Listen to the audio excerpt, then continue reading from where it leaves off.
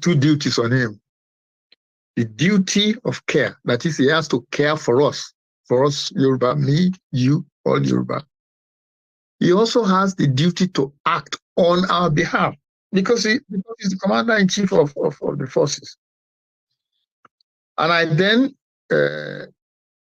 referred to section 288 of the Nigerian Criminal Code, which actually recognized the duty to act. So Nigerian law recognized that the Are had a duty to act. I also referred to section 305 of the same code, which says that if the Are doesn't act and people die, it is his fault for people to die. So it is not enough for the Are to say, oh, I need somebody to tell me what to do. No. He has two duties: duty of care, duty to act. If he doesn't act and somebody gets killed, property destroyed, it is on his head. I then went to talk about the self-defense law of Nigeria. And I started by saying the 1999 Constitution actually allows us to defend ourselves. So if you have a pen, it's section 33(2) of the Nigerian Constitution. That's the one that says that we have the right to look after, to defend our property and ourselves. I then went to talk about the penal code. The penal code operates in the north, and what it said was that if you exercise self-defense, it is not an offense. That is, if you defend yourself, if you defend your family, if you defend your property against somebody who wants to violate it, it's not against the law. And the criminal code, section 286, says exactly the same thing. That is, if somebody is trying to destroy or kill you and you retaliate, and you fight back, that's not an offense. And I also referred to section 81 of the penal code, and I think section 292 as well, which allows a farmer to use lethal force against somebody who is trying to use lethal force against him. I also pointed out that cattle grazing is illegal. There's been a court case where the judge said it is illegal, and as far as I'm aware, that court case has never been appealed. So at least in the Yoruba nation, that law applies. The law may not apply in the north, may not apply in the east, but in Yoruba land, because it was at the Abeokuta High Court where the judgment was made, that judgment applies to all of us in the sense that nobody is allowed to open graze cattle. I then went I was talking about the lethal force, that if somebody used lethal force against you, you are entitled to do the same to him. Particularly as the Fulani pests who are carrying AK-47 and so on and so forth, they are not entitled by law to carry any weapons. So that's the summary of what I said. I then went on to make three conclusions after I'd looked at the law. And I made the conclusions on the basis of a particular word that is used in law. That word is apprehension. That is, if you apprehend danger, if you're anxious about danger, if you fear danger, if you think that some disaster is going to befall you because the Fulani herders are coming towards you, you're entitled to defend yourself. If you have a premonition that these people coming down the road with their cattle and their AK-47 are about to destroy your farm, kill you, rape your wife, kill your children, you're entitled to defend yourself. And you can use lethal force just like they are using. As I said, I then made 4 points, which I think we were discussing. The first point that I said was that you are entitled to attack the Fulani herders and terrorists if they're on their way to cause havoc on your farm, in your village, or on your property. So before they get to you, before they kill you, you can kill them. That's what the law of Nigeria says. And the law also says that you don't have to do it alone. If you know that they are coming to kill you, you can call your friends to come and assist you. You can say, these people are coming to kill me. I want to defend myself. Please help me. The law allows them to help you. And the third point that I made was that because the Fulani use their cows, because they use their cows as an offensive weapon, that's what they do. They use it as an offensive weapon, a means of destroying your farm. You are entitled to destroy the cows as well. So that's why we left it on Tuesday. That's just a summary of what we said. And I think finally I said that the Yoruba man is under no obligation to retreat. There's no law that says when people attack you, you should run away. No. You're entitled to stand your ground and fight back. And as I said, you don't have to fight on your own. You can get others to fight for you. Now, I may be wrong, but from what the way the discussion was going last Tuesday, if I'm wrong, please correct me. There was a discussion about people not wanting to take the law into their hands, and therefore when they apprehend a herdsman, they then handed them to the police. That, in effect, is citizen's arrest. That's what you are doing.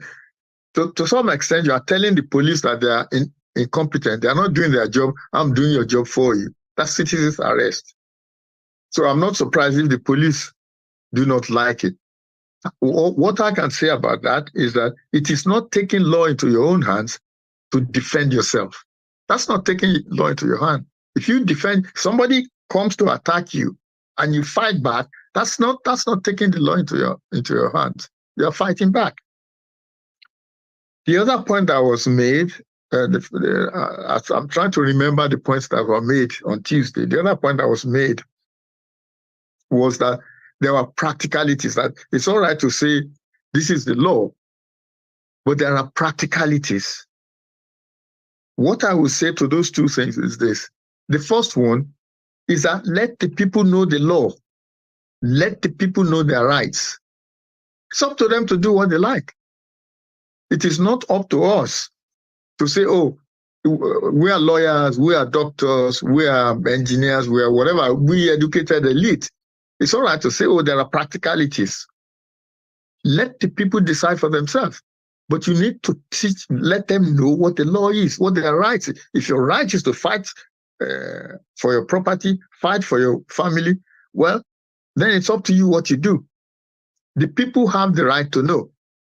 Now, how we are going to publicize it, I don't know. I mean, there are people who have radio stations, I'm sure, locally, who can use the radio station to inform people. There are people who can go around from village to village, like the Agbekoya did in 1969, I think, where they went from village to village to tell the farmers that they are entitled to fight back. And the other thing that I would suggest against all these practicalities is that we should encourage local cooperatives, local groups of people to fight the herders. And there are ways in which they could do it. All they are doing is they are defending themselves, they are defending their family. And they should be able to. If you are in a group, it is different from if you are just alone and you are remonstrating with them, because these people are animals. When people go and individual farmers go to beg them, oh, don't destroy my farm, they kill them. I was giving an example of one farmer, a video that was. That's the thing. Not only do these Fulani, not only are they animals, not only are they barbarians, not only are they savages, they even have the effrontery to video their crime. They have the effrontery So video, so the video that was sent to me last week, these crazy people, these mad people, these animals, they attacked this poor fellow, poor defenseless farmer. They clubbed him to death, they cut him to death, and then one of them cut off his head. These are the people that we are supposed to be sharing a country with.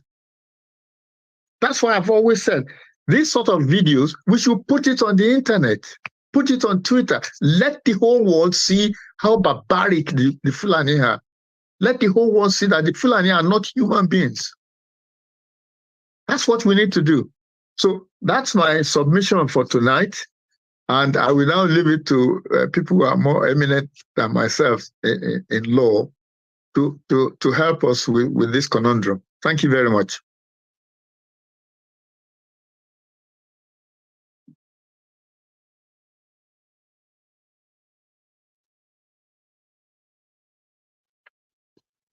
Is there anybody? Is anybody there? Or am I on my own? Hello?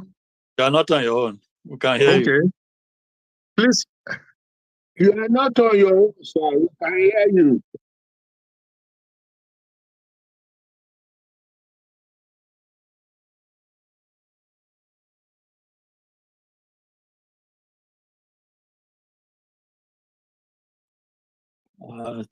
Thank you very much, Gani. What he said about the law is correct. I have nothing to add to it. It's totally correct. Every Nigerian has a right to defend himself against Fulani, against kidnapper, against anybody trying to do you any wrong. You have a right to defend yourself up to the extent of killing that person if your life is in danger. That is the law, and as Dr. Oni said, we need to publicize it. People need to know. I think they know, but maybe they need reassurance that is the law. You have a right to defend yourself against anybody. What I see as the great problem is, if you don't want to go to that extent, if you just want to report, for instance, that the Fulani cows have eaten all your crops, you don't want to fight, or you take their pictures, for instance. Okay, and that's another thing. They should, the victim should try, or those supporting the victim, or just innocent bystander, take pictures and videos, evidence as much as possible. So assuming that somebody takes such evidence to the police, he doesn't want to fight back, but he wants redress and is a gentleman, good-natured person. He takes that evidence to the police. The police ought to fight for him. It's the duty of the police to protect and help innocent citizens, law-abiding citizens, citizens who don't want to fight or cause trouble, but they have been wronged. The duty, the police should be very happy to help such people, but they don't. I Googled this afternoon how many people have been prosecuted by how many Fulani herders have been prosecuted by the police in Nigeria. I was so surprised. I scrolled and scrolled and scrolled, found only one instance when they were arrested somewhere in the south. Only one instance of arrest, not prosecution, arrest. So all these evils that the Fulanis are doing in Nigeria, why are they not being prosecuted? If the police have orders given to them by the president or anybody, or their inspector general, that they should not be prosecuted, we want that to be made public. So I would suggest that civil rights campaigners, journalists should go and interview the force relations officers. If they can't get to the IGP, get to the force relations officers. Why are you not prosecuting Fulanis? the order not to prosecute them? Who gave that order? They should be taken to task. So also the army. If you can't go to the chief of staff of the army or the head of the army, go to the public relations officer. Why are these people not being prosecuted? Who gave the order not to prosecute them? The Nigerians have every right to know the answers to these questions, because it is evil. When a government allows evil to persist, it didn't start this year, it didn't start last year. It's been going on for years. Why are they not prosecuted? Any government that allows evil to go on unchecked is an evil government. So if our President Tinubu, wants to show that it's not evil, it can start from him. The former one didn't want to do anything. Okay, if he tolerates evil, then it's evil. But President Tinubu has plenty of time. He has just started. He has plenty of time to show the Nigerians that he doesn't tolerate evil. Islam doesn't tolerate evil. Christianity doesn't tolerate evil. So what's the point? Why can't these people be prosecuted for their crimes? They should be. Thank you. That's what I have for now. Yes. Please hold on. Let me quickly come in there before you add whatever you want to add. Now you can ask all the question at the end of the day so that we both look at the questions and we both tackle all these questions. I mean, I think it will be all right. But if you insist you want to do it now, okay. I will for now hands off while you ask for your questions. Okay, you can ask all your question. I mean, you can ask all your question and we tackle it. Then I will come in at the end of the day. All right. One thing. Let's first of all thank Dr. Oni for his relentless effort in tackling this problem, making research here and there. And I will thank my friend, my classmate, my senior-in-law, Mr. Afiari. We both grew up. We knew each other, I think we were about 12 or 10 years old then. We attended the same secondary school too. Now, the question, what I want to say is this. What do we mean by unitary system? For me, the unitary system in law is that what operates in the north should be what operates in the east, and what operates in the south should be what operates in the south. That is, the unitary system makes it mandatory that I have the same right, the same social right with you in any part of Nigeria. But today, that unitary system in Nigeria is completely nullified with the, how will I say, with the with the northern oligarchy, which is being put into practice. And this is what we all are suffering now. What we suffer now is that because, as Mr. Fiari has said rightly, and Dr. Oni has been making mention of that case of Justice Johnson or something. That case, since it was decided, there has been no appeal, and there has been no any other superior precedence on it up to now. Now, what we have to look into now is this. When Buhari came into power, You will all remember that in those days when we were young, you see a Fulani man or an Hausa man with a dagger on his fist. They normally put a dagger in those days on their fist. And we were so young then. We may not know that this is against the law in Nigeria. Now you don't see them with those daggers again, but you see them with a dangerous, sophisticated weapon, which they carry around. And I was completely shocked when the case of Igogo happens. The moment they go and arrest the man they call Iskilu, is it Iskilu or so?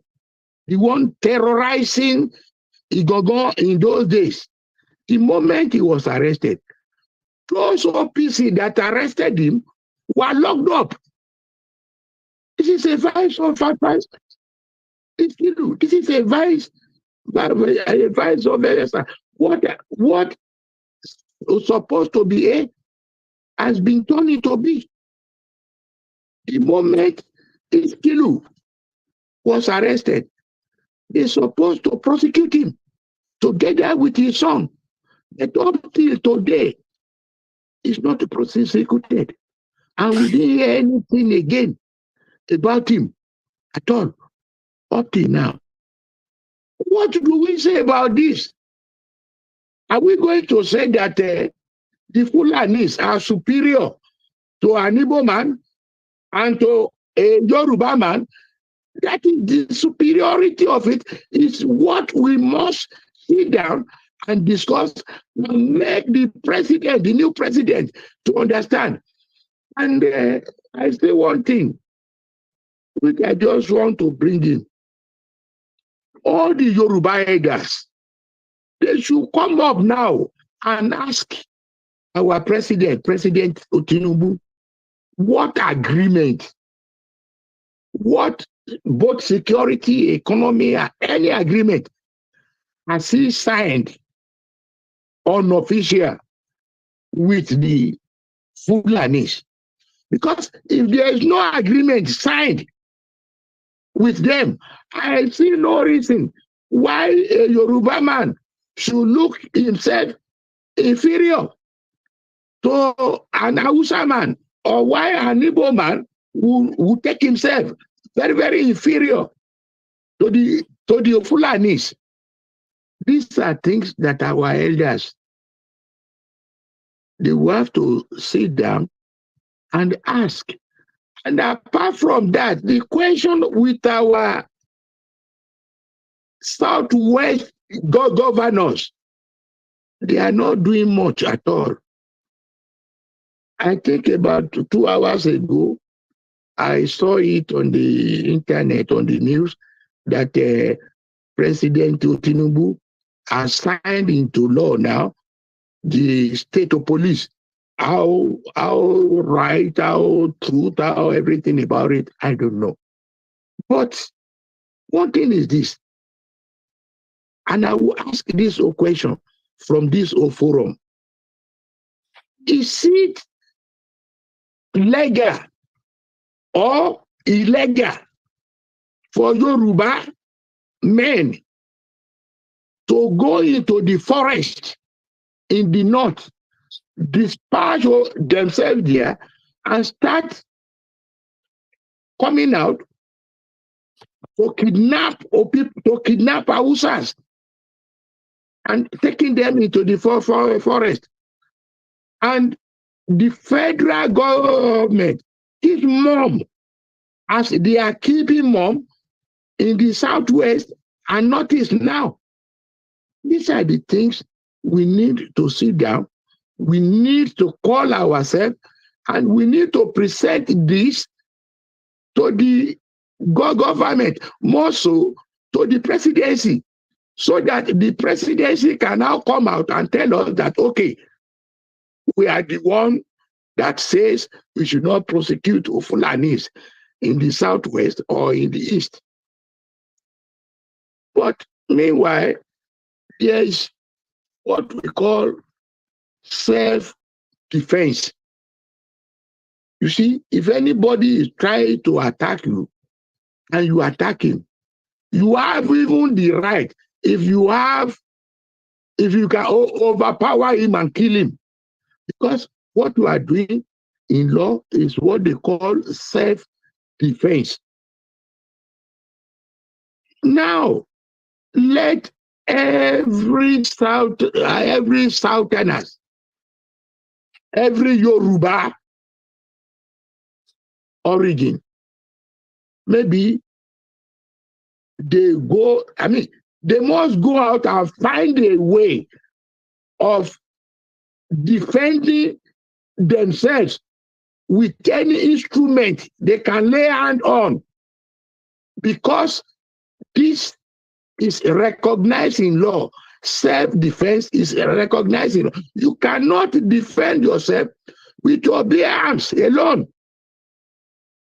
And this is what really happened in the Second World War, when Russia attacked Czechoslovakia. The peasant farmers, they attack with their instruments, hoes, cutlass, anything, they attack. And who were able to kill, killed. Who are able to be wounded are wounded. Now, it is now for we Yorubas now to find a way or the other to tell the government that, look, we are